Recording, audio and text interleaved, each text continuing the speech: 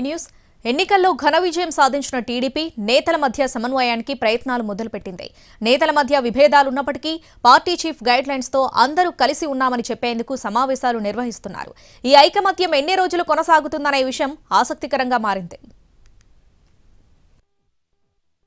ఎన్నికలకు ముందొక టైప్, తరువాత మరో రకంగా మారింది నెల్లూరు జిల్లా టీడీపీ తీరు.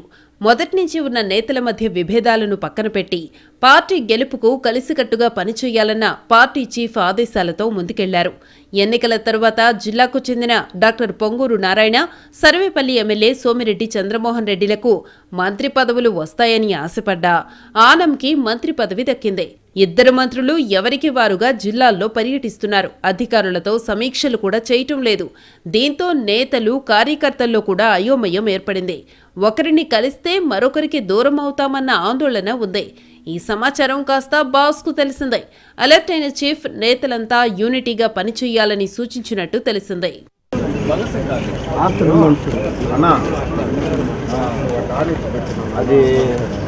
మంత్రి నారాయణ స్వయంగా మరో మంత్రి రామనారాయణ రెడ్డి ఇంటికి వెళ్లి ఆయనతో భేటీ అయ్యారు. పార్టీ సీనియర్ నేత MLA Somireddy Chandramohan, Nellore rural MLA Kotamreddy Sridhar రెడ్డిలతో కూడా నారాయణ భేటీ అయ్యారు.